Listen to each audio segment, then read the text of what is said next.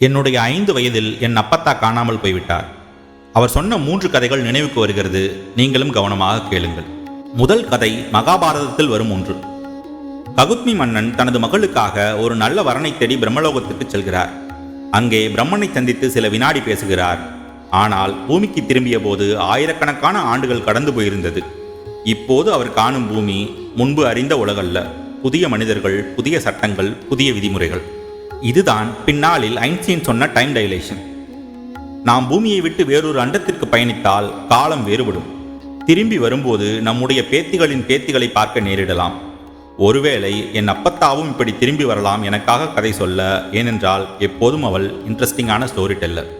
அவள் சொன்ன 2வது கதை பாகவத புராணத்தில் வரும் ஒன்று. பிரம்மன் கிருஷ்ணனின் வல்லமையை அறிய விரும்பி அவனது நண்பர்களையும் பசுக்களையும் மறைத்து விடுகிறார். ஆனால் கிருஷ்ணன் அதை மீண்டும் உருவாக்குகிறார்.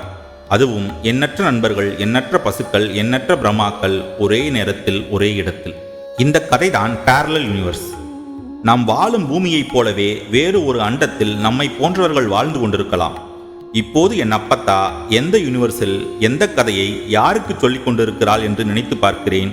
ஏனென்றால் என் அப்பத்தா அவள் குடும்பத்தின் ஸ்ட்ரேஞ்ச் டாட்டர். 3வது கதை விஷ்ணுவின் நாபியிலிருந்து ஒரு தாமரை மலர் வெளிவருகிறது. அதிலிருந்து பிரம்மா பிறக்கிறார். அந்த உலகை விஷ்ணுவே காப்பாற்றுகிறார். சிவன் அந்த உலகை மறுபிறப்புக்கு தயாராக்குகிறார். பிரம்மா மனம், விஷ்ணு அறிவு, சிவன் அமைதி.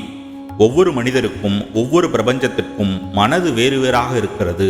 ஆனால் அறிவும் அமைதியும் ஒரே மூலமாக இருக்கிறது. அதனால்தான் நாரதர் 14 உலகங்களையும் சுற்றி விஷ்ணுவையும் சிவனையும் வணங்குகிறார். இதுவே இன்றைய அறிவியலின் மல்டிவர்ஸ். நாம் பூமி, சூரியன், கோள்கள் என்ற ஒரு அமைப்பு போலவே இன்னொரு இடத்தில் வேறொரு அமைப்பு இருக்கலாம், இருந்திருக்கலாம், இல்லை இனிமேல் உருவாகலாம். அவற்றை சேர்க்கும் வழி வார்ம்ஹோல். அதில் பயணிப்பவர் யூனிவர்சல் டைம் டிராவலர். என் அப்பத்தாவும் அப்படியே டைம் பார்த்து டிராவல் செய்துவிட்டால் என்று வெகு நாட்களுக்கு பிறகே எனக்கு புரிந்தது. Time dilation, parallel universe, multiverse, time travelling என எதுவும் தெரியாமல் எல்லா கதையும் சொன்ன என் அப்பத்தா மீது என் அம்மாவுக்கு என்ன கோபம் என்று தெரியவில்லை. நான் காஸ்மிக் சயின்ஸாக தேடிக்கொண்டிருக்கும் என் அப்பத்தாவை காக்காவாகவே இன்னமும் அவள் தேடிக்கொண்டிருக்கிறாள். அதே சமயம் என் அப்பத்தாவும் லேசுப்பட்டவள் இல்லை. வாரந்தோறும் வருவாள், படையலை கொஞ்சமாய் சுவைப்பாள். இன்னமுமா நீ கத்துக்கல என்பது போல் ஒரு பார்வை பார்த்து பறந்தே போவாள்.